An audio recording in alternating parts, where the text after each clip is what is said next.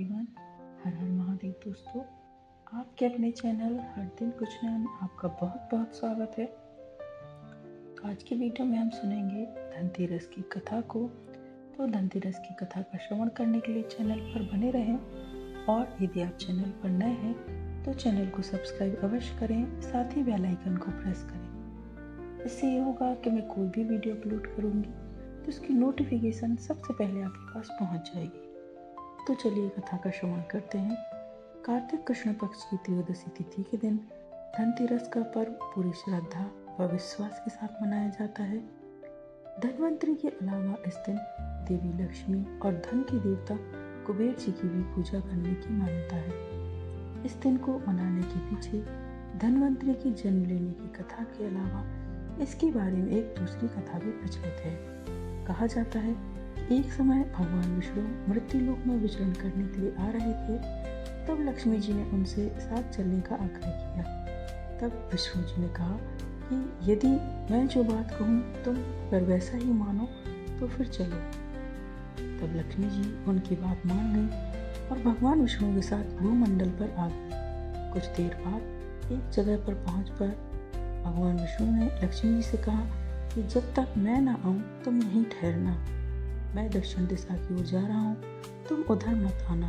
विष्णु जी के जाने पर लक्ष्मी जी के मन में कौतूहल जागा कि आखिर दक्षिण दिशा में ऐसा क्या रहस्य जो मुझे मना किया है, और भगवान स्वयं चले गए हैं। लक्ष्मी जी से रहा ना गया और जैसे ही भगवान आगे बढ़े लक्ष्मी जी भी पीछे पीछे चल पड़े। कुछ ही आगे जाने पर उन्हें सरसों का एक खेत दिखाई दिया जिसमें खूब फूल लगे थे। सरसों की शोभा देखकर वह मंत्रमुग्ध हो गई और फूल तोड़कर अपना श्रृंगार करने के बाद आगे बढ़ी।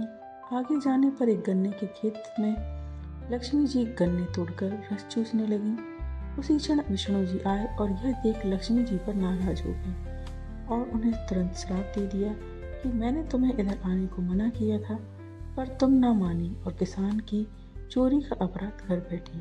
अब तुम इस अपराध के जुर्म में इस किसान की 12 वर्ष तक सेवा करो। ऐसा कहकर भगवान उन्हें छोड़कर क्षीर सागर चले गए। तब लक्ष्मी जी उस गरीब किसान के घर रहने लगी।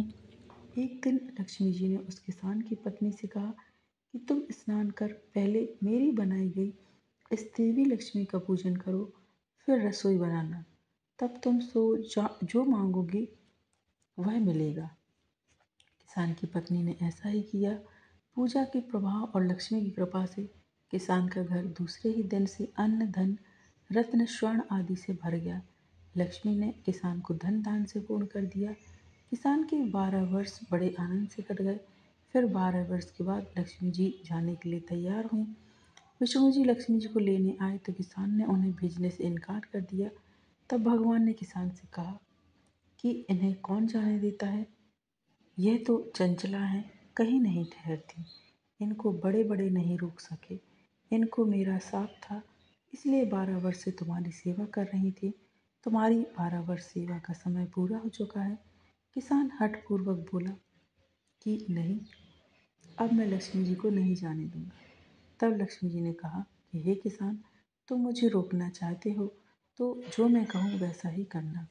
कल तेरस है, तुम कल घर को लीप पोत कर स्वच्छ करना, रात्रि में घी का दीपक जला कर रखना और शाम के समय मेरा पूजन करना, और एक तांबे के कलश में रुपए भरकर मेरे लिए रखना।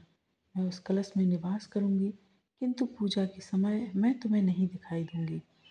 इस एक दिन की पूजा से वर्ष भर में मैं तुम्हारे घर से नहीं जाऊंगी।